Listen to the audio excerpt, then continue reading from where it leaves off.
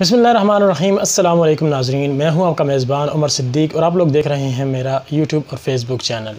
नाज़रीन, सबसे पहले बात करेंगे अफ़गानिस्तान की ताज़ा तरीन सूरत हाल की। और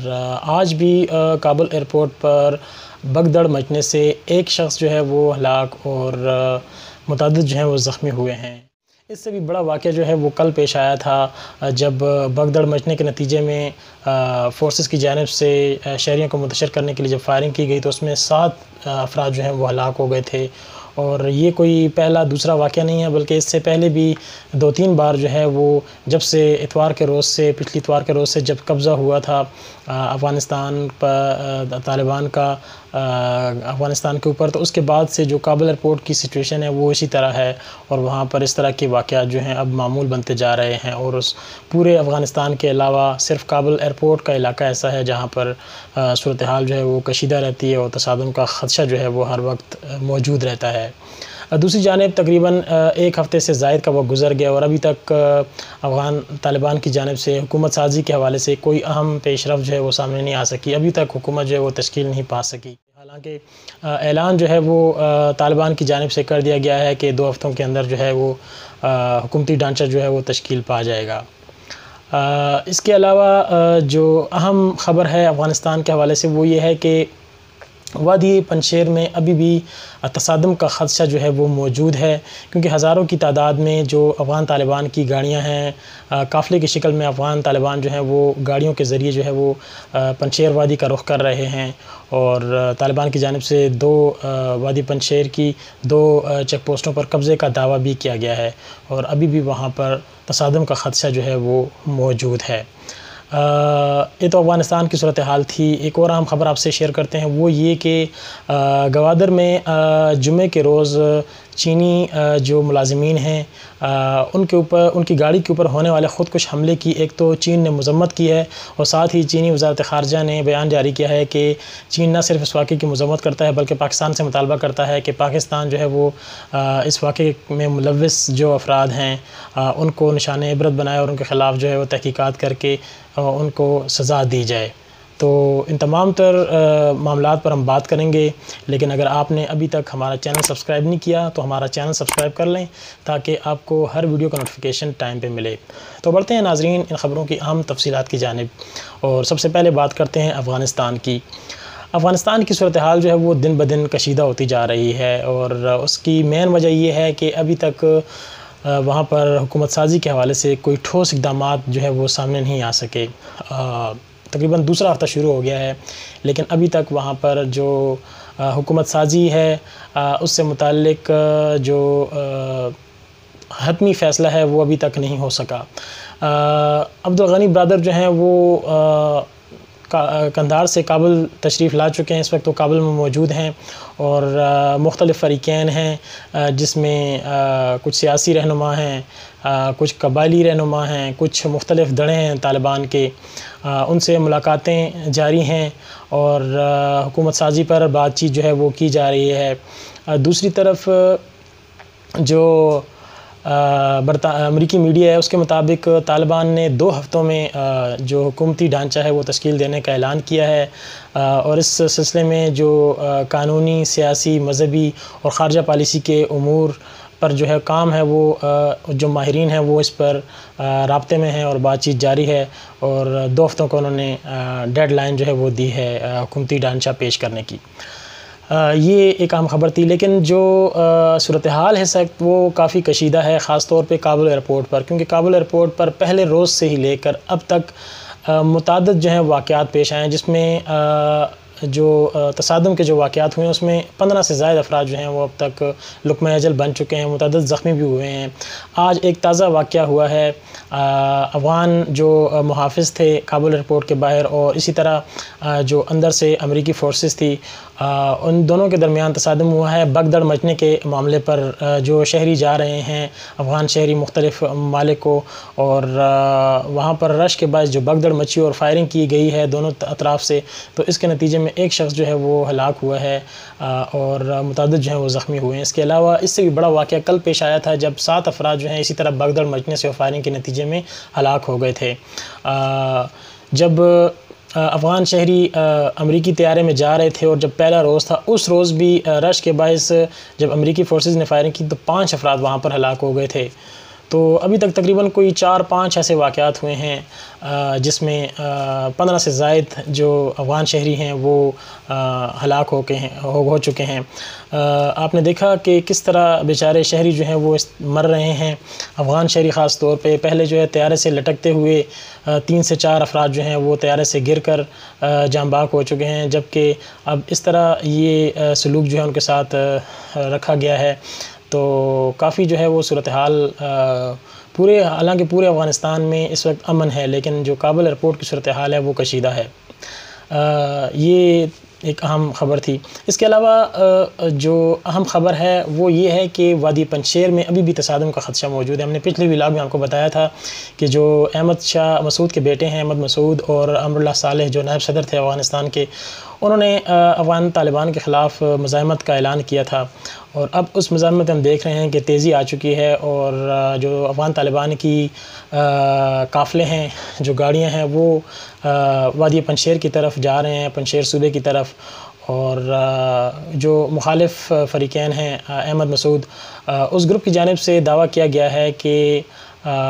یہاں سے کابل سے جاتے ہوئے پنجشیر میں ایک مقام پر طالبان کو جو ہے وہ مزاحمت کا بھی سامنا کرنا پڑا ہے احمد مسعود کے گروپ کی طرف سے، لیکن دوسری جانب جو ہے افغان طالبان نے دعویٰ کیا ہے کہ انہوں نے جو وادی پنجشیر کی 2 چیک پوسٹیں تھیں ابتدائی، اس پر قبضہ کر لیا ہے۔ تو اس وقت جو خدشہ ہے وہ موجود ہے، حالانکہ جو احمد مسعود ہیں ان کی جانب سے بیان یہ سامنے آیا ہے کہ وہ اب بھی مذاکرات پر یقین رکھتے ہیں، اور ان کی پہلی ترجیح جو ہے وہ مذاکرات ہی ہیں، لیکن اگر مزاحمت کی گئی تو وہ اس کا بھرپور دفاع کریں گے۔ ایک اور اہم خبر یہ ہے کہ جو افغان طالبان ہیں انہوں نے کالعدم ٹی ٹی پی کو خبردار کیا ہے کہ وہ پاکستان کے خلاف جو ہے کسی قسم کی کارروائی جو ہے وہ نہیں کرے گی افغان سرزمین پر، اور افغان سرزمین جو ہے وہ پاکستان کے خلاف کسی صورت استعمال نہیں ہوگی۔ اور ان کو یہ بھی پیغام دیا ہے کہ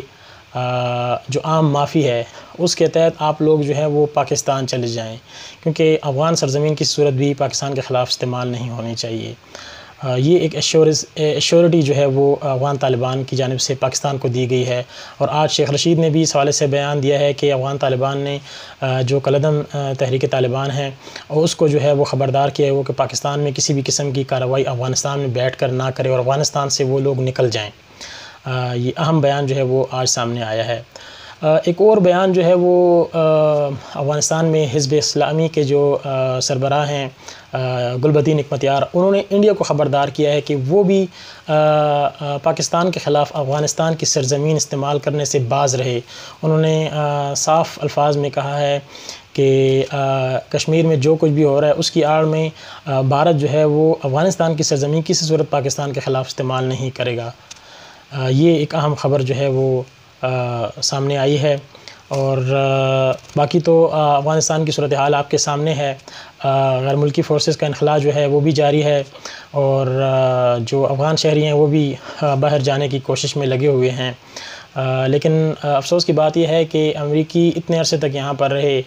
ان کو افغان عوام کی قربانیاں جو ہیں وہ بھول گئیں، اور اب وہ اپنے کتوں کو تو ساتھ لے جا رہے ہیں، لیکن افغان عوام کو وہ اسی طرح چھوڑ کر جا رہے ہیں۔ تو یہ ایک کافی ناانصافی کی بات ہے۔ دوسری جانب G7 ممالک کا جو اجلاس ہے وہ بھی منگل کے روز ہونے جا رہا ہے، جس میں افغانستان کی صورتحال پر غور کیا جائے گا۔ اور ایک اور اہم بات اس میں یہ ہے کہ ایک تو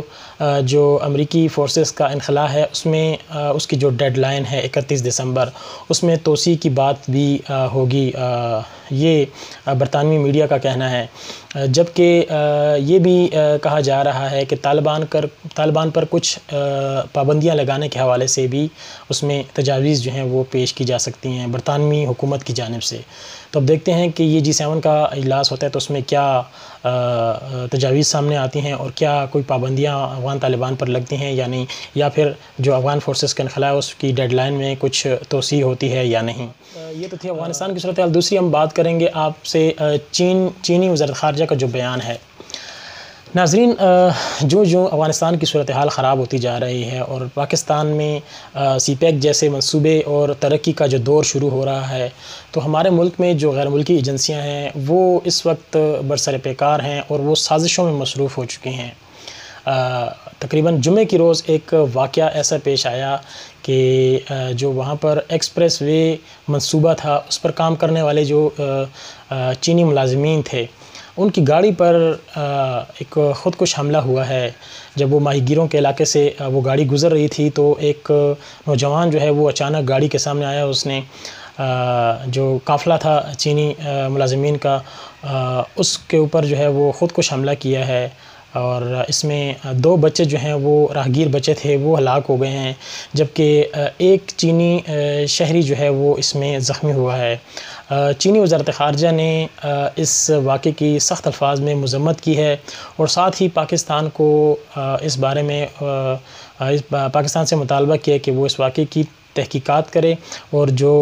اس میں ملوث عناصر ہیں ان کے خلاف فوری کارروائی جو ہے وہ کی جائے اور ان کو سامنے لایا جائے۔ یہ پہلا واقعہ نہیں ہے، یہ واقعات جو ہیں اب تسلسل سے سامنے آ رہے ہیں۔ اس سے پہلے 2004 میں جب گوادر ایئرپورٹ کا ٹھیکہ جو ہے وہ چینی کمپنی کو دیا گیا تھا، اور چینی جب بڑی تعداد میں اس علاقے میں آئے کام کرنے کے لیے، تو 2004 میں بھی مشرف دور میں اس وقت ان کے اوپر ایک حملہ ہوا تھا اور تقریباً 3 انجینئرز جو ہیں وہ اس میں ہلاک ہو گئے تھے۔ اور ابھی حال ہی میں داسو ڈیم پر جو کام ہو رہا تھا، اور وہاں پر بھی چینی انجینئرز کی گاڑی پر جو حملہ ہوا تھا، خودکش حملہ، اور اس میں 9 چینی انجینئر سمیت تقریباً کوئی 27 افراد جو ہیں وہ جان کی بازی ہار گئے۔ تو یہ واقعات جو ہیں وہ تسلسل سے جاری ہیں، لیکن چین اب یہ کچھ جو ہے وہ برداشت نہیں کرے گا۔ اور آپ نے دیکھا کہ داسو جب حملہ ہوا تو حکومت کی جانب سے شروع میں اس کو حادثہ قرار دیا گیا، لیکن جب تحقیقات ہوئیں اور حقائق سامنے آئے تو پھر چین نے باقاعدہ جو ہے ایک وفد بھیجا، یہاں پر پوری تحقیقات کی گئی اور اس میں بھارتی ایجنسی را کے ملوث ہونے کے واضح ثبوت جو ہیں وہ سامنے آئے۔ تو آپ کو پتہ ہے کہ اس طرح کے واقعات سامنے آنے سے اور حقائق جو سامنے آتے ہیں تو پھر سب کچھ واضح ہو جاتا ہے، اور سب کو پتہ چل چکا ہے کہ بھارت جو ہے وہ اور بھارت کی خفیہ ایجنسی جو ہیں وہ پاکستان میں حالات خراب کرنے میں کوئی کسر جو ہے اٹھا نہیں رکھتی۔ اور اب جب سی پیک جیسا بڑا منصوبہ پاکستان کی ترقی اور خوشحالی کا ضامن منصوبہ ہے، اس کو سبوتاج کرنے کے لیے بھارت کی خفیہ ایجنسیاں جو ہیں وہ اب برسر پیکار ہیں، تو یقیناً یہ پاکستان میں حالات خراب کرنے کی ایک سازش ہے۔ دوسری طرف آلریڈی افغانستان میں صورتحال کشیدہ ہے اور ابھی تک حکومت بھی تشکیل نہیں پائی، تو ایسے میں اس طرح کی کارروائیاں جو ہیں وہ پاکستان کے لیے بہت ہی خطرناک ہیں۔ پاکستانی جو